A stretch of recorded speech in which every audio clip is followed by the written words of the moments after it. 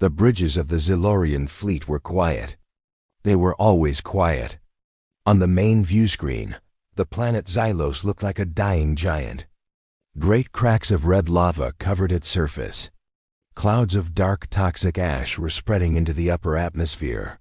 The planet was tearing itself apart. Admiral Vorlag watched from his command chair. He was a Zilorian, a tall, gray-skinned alien who valued logic above all things. His fleet had just completed an impossible mission, evacuating the entire population of Xylos in 3 days. "Final report," Vorlag said. His voice was calm and flat. His tactical officer, a younger Zilorian, turned from his console. "Sir, the last transport, the Starlight, is in orbit. All Xylorian colonists are aboard. All life signs are accounted for. The planet is empty." Vorlag nodded once. "Good. Tell the Starlight to prepare for warp jump. All ships will leave this system in 10 minutes. "Sir," the officer said, pausing. This was unusual. Zilorians did not pause. "There is one life sign remaining." Vorlag's thin eyebrows rose. "Explain." "It is not Xylorian, Admiral. It is the human. The exchange researcher, Marcus." The Admiral's face hardened. The human was given the same evacuation order as everyone else. "Why is he still on the planet?" "We ... "Do not know, sir," the officer replied. "He is at the main research outpost. He is not responding to our signals." Admiral Vorlag opened a direct channel. "Human Marcus. This is Admiral Vorlag of the evacuation fleet. You have 2 minutes. Get to your personal ship and launch. We will escort you.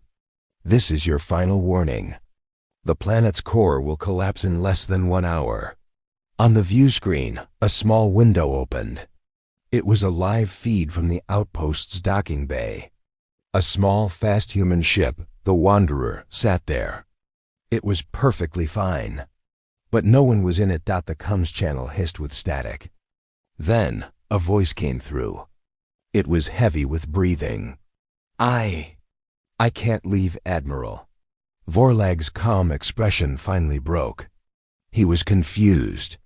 "Human, this is not a logical decision. Your life is in danger. We must leave. You must leave. There is nothing left for you on Xylos." "You are wrong, Admiral," Marcus coughed. The audio feed was full of wind and the distant sound of crashing rock. "I just need more time. Time is the one thing you do not have," Vorlag said, his voice turning cold. "What are you doing? Your life sign is not at the outpost. You are moving. You are moving away from your ship." On the tactical map, a single blue dot. Marcus was moving slowly. It was heading into the ruined capital city, straight toward the worst of the tectonic quakes. "Admiral," the tactical officer said, "the Starlight is reporting critical engine strain. The atmospheric ash is choking their vents. They cannot wait." "Sir, the human is." "He is running," another officer reported. "His suit's camera is active." Putting it on screen. A new window opened. It was a shaky, terrified view. Marcus was running through the gray, ash-covered streets of a dead city. The sky was dark red. The ground was shaking so hard, he kept falling to one knee. Buildings were collapsing around him. His suit's computer was speaking in a calm female voice. "Warning. Air toxicity critical. Warning. Seismic event imminent." Marcus ignored the warnings. He was breathing hard, a mix of effort and fear. "Human, return to your ship," Vorlag commanded. His voice was a loud boom in Marcus's helmet. "Your actions are illogical. You are sacrificing your life for nothing." "It's not ... nothing. Admiral." Marcus yelled back. He jumped over a large crack in the ground. "I can't leave her. I won't." Vorlag frowned. "Her? Who?" "There are no other life signs in the city. The scans are clear. You are alone, human. You are letting emotion cloud your judgment. The Zalorians on the bridge watched the humans' camera feed. They were all silent. They could not understand. This one small, soft-skinned creature was running into certain death. He was ignoring a fleet of warships offering him safety. Why? It did not make sense. He is heading for the old sector, the tactical officer said. The place that was hit first by the quakes. It is completely unstable. Sir, the Starlight must leave now, the transport captain's voice cut in, filled with panic. My engines will fail. Admiral Vorlag looked at the main screen. He saw the dying planet. He saw the transport ship, full of his people. He looked at the small window where the human was still running, still fighting the storm. He made the logical choice. All ships, Vorlag commanded. Prepare for warp jump on my mark. We are leaving. The bridge crew started their work. But every one of them kept one eye on the human's camera feed. Marcus did not hear the Admiral's final order. He had arrived at his destination. It was the ruins of the old Xylos University. The building was almost completely flat. No, no, Marcus whispered. He fell to his knees. The camera pointed at a giant pile of concrete and steel. The Zalorian bridge crew watched. They felt something. It was an unfamiliar feeling. It was not logic. It was pity. The human had come all this way for nothing. He had failed. He is digging, the officer said, surprised. Marcus was on his hands and knees. He was throwing pieces of broken rock. His suit's gloves were starting to tear. I'm here, Marcus shouted. He was not talking to the fleet. He was yelling at the pile of rocks. I'm here.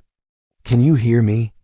He was digging at a small hole, a dark space beneath a huge slab of concrete. Admiral, Vorlag's second-in-command said softly. Look, his biosigns. On the screen, the human's heart rate was dangerously high. He was exhausted, but he kept digging. Jump in 30 seconds, Vorlag said. He could not watch. Sir, wait, the tactical officer shouted. The camera! Inside the hole. Marcus pushed his helmet camera into the small dark space he had cleared. The camera's light turned on. Inside the darkness, two small, bright, and terrified eyes looked back. It was not a human. It was not a Zalorian. It was a small, furry creature. A Xylosian snowcat. It was an animal. A simple, non-sentient animal. It was trapped, its leg caught under a metal pipe. It was hissing in fear. On the bridge of the Zalorian ship, there was total silence. Admiral Vorlag stared at the screen. All this for an animal. Admiral, Marcus panted, his voice weak. I can't lift this pipe. I can't. Get her out. The Zalorians watched. The human had sacrificed his life, his ship, his rescue. For a pet. It was the most illogical, most insane thing Vorlag had ever seen. Warp engines are charged, Admiral, the pilot said quietly. Vorlag did not answer.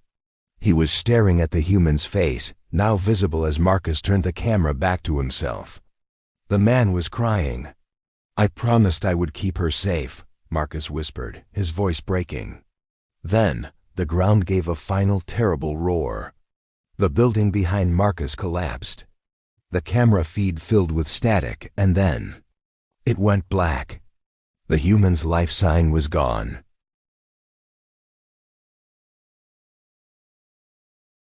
The Zalorian command bridge was dead silent. The only sound was the low hum of the warp drive, waiting for a command that did not come. Every officer, including Admiral Vorlag, stared at the black screen where the human's camera feed had been. The tactical officer looked down at his console. Sir, his biosign is gone, confirmed. He is lost.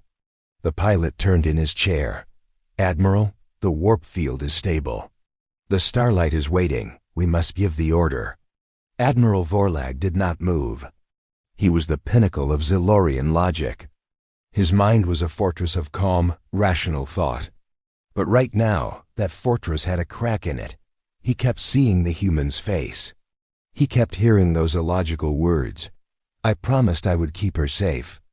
A promise. To an animal. He hated the feeling. It was messy. It was inefficient. It was human. This emotion was a disease, and he had just watched it kill the last human on Xylos. Admiral, the Starlight's captain shouted over the comms. The ash is thick. My shields are failing. We cannot wait any longer. Logic. Logic must win. The lives of thousands of Xylorians on that transport ship were more important than one dead human who made a stupid choice. All ships, Vorlag said, his voice hard as steel. Prepare for jump on my mark. Mark in T-minus. Sir, wait. Vorlag stopped. The tactical officer was pointing at his screen, his gray fingers shaking. This was unheard of. What is it? Vorlag demanded. A signal. It's back. Under the rubble. It is. Very weak, sir. But it is there. The human. He is alive. The entire bridge crew turned to the tactical map. The single blue dot was back. It was not moving. It was just a faint, weak pulse. His suit was crushed, but the biomonitor was still sending a tiny signal. He was buried. He is alive, the officer whispered, as if saying it to himself. Vorleg's mind raced. The building had collapsed. The human was trapped, likely injured. The planet's core was minutes from collapsing. There was no time. A landing party was impossible. It does not matter, Vorlag said, his voice flat. We cannot retrieve him. The order stands. He raised his hand to give the final signal. Sir, his second-in-command said, speaking for the first time, we have the transporter on this ship. We could try to lock on. Vorlag looked at him. The interference from the ash and the seismic activity is too high. The chance of a successful lock is less than 10%. It would drain our own shields and could cause a feedback loop, burning out our own warp drive. We would be stranded here with the Starlight. It is an unacceptable risk. But sir, the officer started, then stopped. He did not know how to finish. He did not know how to say, he saved the cat. Admiral Vorlag looked around his bridge. His perfect, logical crew. Not one of them was looking at him. They were all looking at a tactical screen. At the tiny, faint blue dot. They were all, in that moment, being illogical. They were hoping this human, this one soft, emotional creature. He had infected the entire flagship with his irrationality. Vorlag was furious. He was confused. He thought of his own people on the Starlight. He thought of his duty. Then, he looked at the black screen where he had seen the two small, terrified eyes of the animal. He closed his own eyes for 1 second. He made a decision. It was the most illogical, insane, and unprofessional decision of his entire career. Tactical, Vorlag said, his voice dangerously quiet. Sir? Lock onto the human's biosign. The officer stared, wide-eyed. Admiral, the risk. I know the risk, Vorlag snapped. Lock onto his signal. And scan for a second, smaller life form near him. A very small one. Lock onto both of them. The officer's hands flew across his console. I have them, sir. Both signals. They are together, but the lock is weak. It's flashing.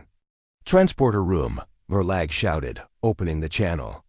I am sending you 2 life sign coordinates. One is human, one is not. I want them both. Energize on my command.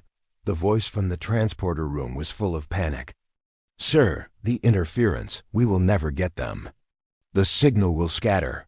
You will get them, Vorlag said. He opened the fleet-wide channel. Captain of the Starlight, he said. Divert all remaining shield power to your engines. Hold your orbit for 2 more minutes. That is a direct order. Admiral, we will burn up. You will hold, Vorlag commanded. All other ships, lock your tractor beams onto the Starlight. Help her stay in place. A dozen green beams shot out from the fleet, grabbing the struggling transport ship. Holding it steady against the dying planet's pull dot, it was a beautiful, terrible, and completely illogical sight. An entire fleet risking itself for one human. "Admiral," the tactical officer said, his voice strained. "The ground under the human. It's collapsing. It's lava. We have 10 seconds. Transporter room. Now," Vorlag roared. "Energize." "I can't get a solid lock." The transporter chief yelled back. "The signal is breaking up. It's gone." On the bridge, the tiny blue dot on the tactical map vanished. Vorlag stared at the empty map. The Starlight captain was screaming, "Sir, we are breaking apart. We must go." Vorlag's shoulders slumped. He had failed. He had been a fool. "All ships," he said, his voice empty. "Prepare to. We have him." The transporter chief screamed, his voice full of triumph. "I have him. He is in the buffer. We have both. He is alive." A wave of relief washed over the Zellorian bridge. It lasted only a second. "Admiral!" the pilot shouted. "The planet's core is breached. The shockwave is coming. The Starlight's engines are offline." The main view screen was filled with light. The entire planet of Xylos was beginning to crack open like an egg. Admiral Vorlag did not hesitate. The illogical moment was over. Logic was back. "All ships. Full power to the tractor beams. Pull the Starlight. Pilot, get us out of here. Jump now." The Zellorian fleet's engines flared. The warship strained, dragging the massive damaged transport ship with them. The ship stretched into lines of blue light and vanished into warp space. 1 second later, the planet Xylos exploded. It vaporized into a cloud of superheated dust and rock. The fleet was gone. They were safe. An hour later, the fleet was stable in a safe, empty sector of space. The Starlight was undergoing emergency repairs, but it was safe. All colonists were unharmed. Admiral Vorlag stood outside the door to his flagship sickbay. He had spent the last hour ensuring his fleet was secure. Now he had to face the problem. He had to face the human. He still could not understand why. Why he had risked everything. He felt anger. He had been weak. He had let a human's emotion infect his command. He needed an answer. He entered the sickbay. The room was clean and white. A Zellorian doctor was quietly working at a console. On a bio bed, Marcus the human was sitting up. His suit was gone. He was wearing a simple medical gown. His arm was in a blue bandage, but he was alive. He was not alone. In his lap, curled on his legs, was the small, furry Zellosian snowcat. It was purring. It was purring so loudly, Vorlag could hear it from the door. Vorlag walked to the bed. He stared down at the human. "You," Vorlag said. His voice was cold. "You risked the lives of thousands. You crippled my transport. You almost destroyed my fleet." Marcus looked up. He was not afraid. He looked tired, but he looked calm. "I know, Admiral," Marcus said quietly. "Explain yourself," Vorlag demanded. "All of this, for that, a simple animal. A non-sentient pest. It has no value. It has no logic. Why?" Marcus looked down at the cat in his lap. He stroked its fur. "You are wrong, Admiral," Marcus said. "She has value." "What value?" Vorlag snapped. "Does it do math? Does it fly a ship? Does it add anything to the galaxy?" "No," Marcus said. He looked back up, his eyes meeting the Admiral's. It was just scared, and alone, and trapped. Everything else on that planet was dead or gone. But she was still alive, and she was fighting to stay alive. I heard her crying when I was on patrol." Vorlag frowned. "You heard it? You knew it was there?" "I'd been leaving food for her for a week," Marcus admitted. I was trying to catch her, to get her to my ship. But she was too afraid of me. When the quake started, I couldn't just leave her. I knew where she hid. That is not a logical reason. Vorlag said, his voice rising. It's not about logic, Admiral. Marcus said, his own voice rising. It's about kindness. We don't leave people behind. We just don't. It doesn't matter if it's a Xylurian, or a human, or just a cat. She was alive, and she was scared, and she needed help. So I helped. The Admiral stared. This was the human's grand reason? Kindness? It was the weakest, most foolish thing he had ever heard. He was about to order Marcus to be arrested. Just then, the sickbay door opened. The tactical officer from the bridge entered. He looked pale, and he was holding a datapad. Admiral, the officer said, his voice shaking. What is it? Vorlag asked. Sir, we analyzed the full sensor scans from the outpost. The ones from inside the hole where the human was trapped. The officer looked at Marcus and then at the cat. His expression was one of awe. We thought the human was saving one animal, the officer said. He held out the datapad. On the screen was a thermal image. It showed the mother cat, and tucked behind her, hidden deep in the rubble, were three tiny . Bright white heat signals. She was not just trapped, Admiral, the tactical officer whispered. She was a new mother. She was refusing to leave her babies. That is why she would not come to the human before. Marcus nodded. He gently moved the mother cat's fur. Tucked against her stomach, blind and tiny, were 3 newborn kittens. They were sleeping safely in the human's lap. She wasn't crying for herself, Marcus said quietly. She was crying for them. The Admiral was frozen. He stared at the tiny creatures. He had not risked his fleet for one human and one animal.